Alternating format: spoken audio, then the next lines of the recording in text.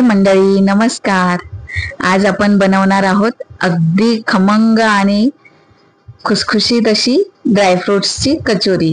त्याच्यासाठी हे बघा मी ड्रायफ्रुट्स घेतलेले आहेत. थोडंसं मी याच्यामध्ये गूळ ऍड करून आणि मिक्सरला फिरवलेलं आहे. तर यामध्ये आपण बदाम, काजू, खारीक, अक्रोड, तुम्हाला जे ड्रायफ्रुट्स वाटले ते तुम्ही घेऊ शकतात आणि थोडा गूळ टाकून त्याला मिक्सरमध्ये फिरवून घ्यायचं. आता आपण हे जे मिक्सचर आहे ते थोडंसं 1 ते 2 चमचे तुपावरती व्यवस्थित परतून घेणार आहोत. म्हणजे त्याच्यात जे थोड्या थोड्या या ज्या गाठी झालेल्या आहेत त्या मोकळ्या होतील आणि थोडंसं हे जे मिक्सचर आहे ते ओलसर बनेल. आणि त्याच्यामध्ये आपल्याला थोडीशी अर्धी वाटी दूध पावडर घालायची आहे, थोडंसं त्याला बाइंडिंग होण्यासाठी. तर मी थोडी दूध पावडर घालून नाही त्याला परतून घेते व्यवस्थित. बघा तुम्ही सणासुदीला कोणी पाहुणे येणार असल्यास ही डिश तुम्ही करून बघा. नेहमीप्रमाणे आपण तर कचोऱ्या खातोच, पण ही अनोखी अशी कचोरी तुम्ही नक्की घरी ट्राय करून बघा. तर आता आपण साईडला ठेवून देऊ आणि पीठ बनवायला घेऊया. तर मी 1.5 वाटी मैदा घेतलेला आहे, तो एका बाउलमध्ये काढून घ्यायचा. 1 वाटी टाकलाय, अर्धी वाटी अजून टाकते मी. असं 1.5 वाटी आपल्याला मैदा घ्यायचा आहे बघा. आणि त्यामध्ये आपल्याला थोडंसं अर्धा टीस्पून सॉल्ट टाकायचं आहे. थोडंसं आपण मीठ पण टाकून घेऊया याच्यामध्ये. तुम्हाला जेवढं हवं, नाही टाकलं तरी चालेल, पण थोडंसं मीठ टाकलं की वरची पारी छान लागते. अर्धी वाटी रवा टाकलेला आहे मी. आणि आपल्याला 2 चमचे मी साईडला तूप गरम करत ठेवलेलं आहे मोहनासाठी. याच्यावरती मोहन घालायचंय, तर ते तूप पण मी घालून घेते. थोडंसं चम्मचने याला हलवून घेते आणि मग आपण साईडला तूप गरम करत ठेवलेलं आहे ते तूप, तुम्ही तेलही घालू शकतात, मी तूप घालते. तर तूप आपण कडकडीत गरम केलेलं आहे 2 चमचे, तर ते याच्यावरती घालून घेऊया. आणि मी थोडंसं पहिले चम्मचने याला हलवून घेते, नाहीतर हाताला गरम लागेल. आणि मग त्यानंतर आपण थोडं थोडं कोमट पाणी किंवा थंड पाणी टाकून याला व्यवस्थित हाताने मळून घेणार आहोत. हे बघा याप्रमाणे व्यवस्थित तूप आपण पूर्ण मैदा आणि रव्याला लावून घ्यायचं. असा त्याचा गोळा झाला पाहिजे. आता आपण याच्यामध्ये थोडं थोडं पाणी टाकायचं आणि याला व्यवस्थित असा घट्टसर असा गोळा आपण याचा मळून घेऊया. तर मी थोडंसं कोमट करून घेतलं होतं पाणी, एकदम थोडंसं, म्हणजे हलकंसं गरम करायचंय, जास्त नाही. माझ्याकडून जास्त झालं होतं तर मी थोडं थंड पाणी मिक्स केलंय. आणि आता आपण थोडं थोडं टाकून याला मळून घ्यायचंय, याचा घट्टसर असा गोळा करून. आणि याला 10 मिनिटं बाजूला ठेवून द्यायचं. तर मी साईडला ठेवून देते. तोपर्यंत आपण हे ड्रायफ्रुट्सचे छोटे छोटे गोळे करून घेऊ, जे आपल्याला कचोरीता म्हणजे आतमध्ये भरायचे आहेत.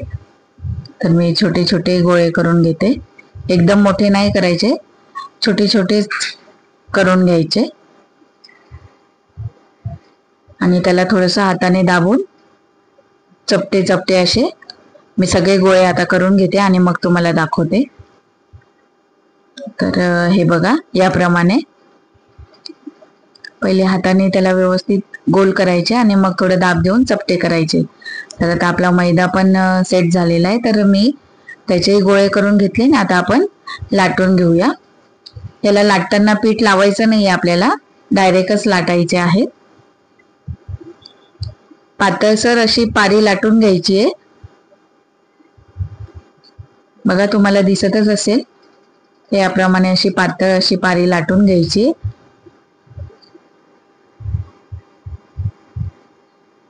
आणि त्यानंतर आपल्याला त्याच्यामध्ये जो आपण ड्रायफ्रुट्सचे जे आपण गोळे बनवून ठेवले होते तो एक गोळा ठेवायचा आणि त्याला कचोरीसारखं व्यवस्थित असा आकार देऊन घ्यायचा. त्याचं तोंड असं व्यवस्थित बंद करायचं, जेणेकरून आपण तेलामध्ये सोडल्यानंतर ते फुटणार नाही.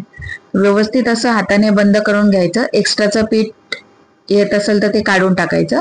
हे बघा याप्रमाणे मी थोडंसं हाताने प्रेस करून त्याला चपट करून घेतलंय आणि तेल हलकसच गरम करायचं, जास्त गरम करायचं नाही आणि हलक्या तेल म्हणजे गरम तेलामध्येच ही आपल्याला तळून घ्यायची। दोन्ही बाजूने खरपूस अशी लालसर अशी व्यवस्थित तळून घ्यायची। ही बघा याप्रमाणे पहिली आपली झालेली आहे, तर मी अजून 2-3 टाकून घेते आणि याप्रमाणे सगळ्या तळून झाल्या की मग मी तुम्हाला दाखवते। नक्की तुम्ही घरी ट्राय करा, कारण की तुम्ही ट्राय केल्याशिवाय तर तुम्हाला टेस्ट करणार नाही। त्याच्यामुळे बघा, करून बघा, खूप छान अशी खमंग अशी कचोरी होते, खुसखुशीत लागते एकदम।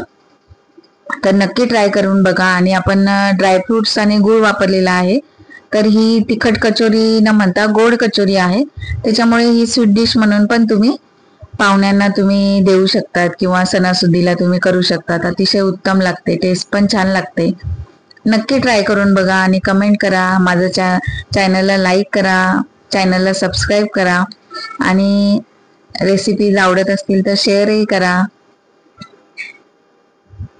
बघा याप्रमाणे हळूहळू असं कमी आपल्याला म्हणजे कमी गॅसवरच या तळून घ्यायच्या आहेत, फुल फ्लेम वरती नाही तळायच्या। या जेवढ्या तुम्ही कमी गॅसवरती तळणार तेवढ्या त्या व्यवस्थित आतमध्ये पर्यंत व्यवस्थित अशा तळल्या जातील। बघा याप्रमाणे मी तुम्हाला दाखवते प्लेटमध्ये काढून। बघा या अशा आपल्या कचोऱ्या झालेल्या आहेत, किती सुंदर अशा दिसत आहेत, लाल व्यवस्थित असा छान यांना कलर आलेला आहे, खायला पण अतिशय टेस्टी झालेल्या आहेत।